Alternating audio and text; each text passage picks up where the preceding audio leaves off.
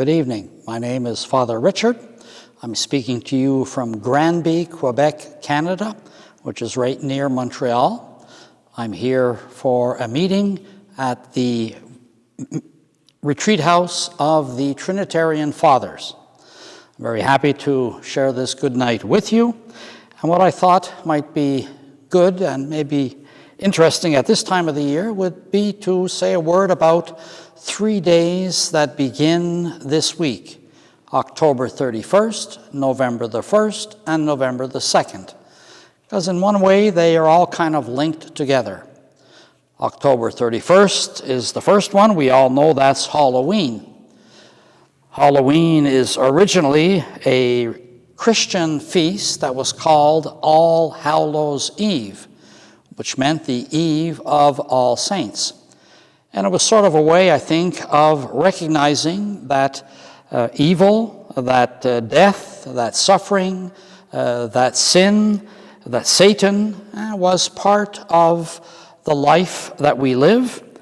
And it was like to sort of say this precedes All Saints' Day, which is another day for celebrating exactly the opposite, so to speak, the saints that were models of holiness for us and for people of all time.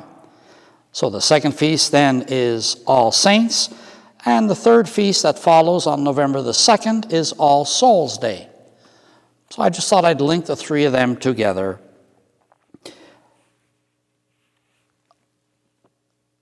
Halloween sort of reminds us that Satan and evil do exist, but they do not have the last word. And the last word comes from Jesus himself, who triumphed over suffering and sin and evil and death in his own dying on the cross and being raised from the dead. So it's like saying to the forces of evil, they cannot win. It's like Jesus saying to us, be not afraid, I am with you. Halloween has all the trappings that children enjoy, that older people celebrate with parties, but kind of the message for somebody who is Christian is that it is a remembrance of evil and death triumphed over by Jesus. Then the second feast that comes along right after that, November the 1st, is the Feast of All Saints. All Saints means that we know there are so many people that have been very great followers of Jesus that they are almost too many to be able to name them all or to remember them all. So there is a special day for the saints that we kind of forget. Great saints are well known. Lesser known saints aren't that famous. And All Saints also reminds us that we also are called to become saints, that we are called to holiness.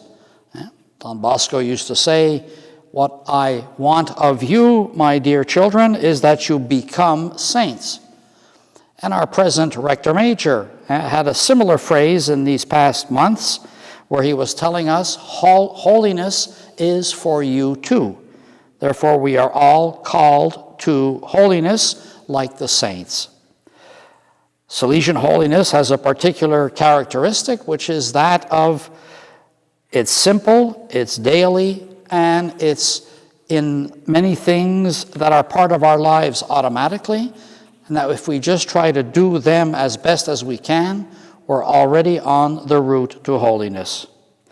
And then Salesian holiness is also based on that word joy. And sometimes with catechism kids, I will tell them, joy, you know what it really means? And I'll tell them it means Jesus, others, yourself. And that's the order in which we should sort of live, giving priority to Jesus, to God, thinking of others before ourselves, and in the third place, thinking of yourself, that is each of us. And that is sort of the Salesian message, I think, for All Saints' Day. And then we get to All Souls' Day, which is beautiful in another way and also very important, where we are invited to pray for the deceased. All the people in our lives, all people that we knew, and even many that we did not know, who have now returned to God. If some of these deceased people are still in purgatory, by praying from them, it's like we're freeing them from some of the time in purgatory so that they can go straight up to heaven and be with God, Jesus, and Mother Mary. But the Feast of All Souls reminds us also, it's a little bit cousin to Halloween, that death is part of life, that suffering, but that Jesus once more triumphed over death and suffering through his cross and resurrection. And that's why we say on that day, eternal rest grant to them, O Lord, and let perpetual light shine upon them. It's like saying, we're praying for you. May you be in eternal rest with God, and may you have peace in your hearts.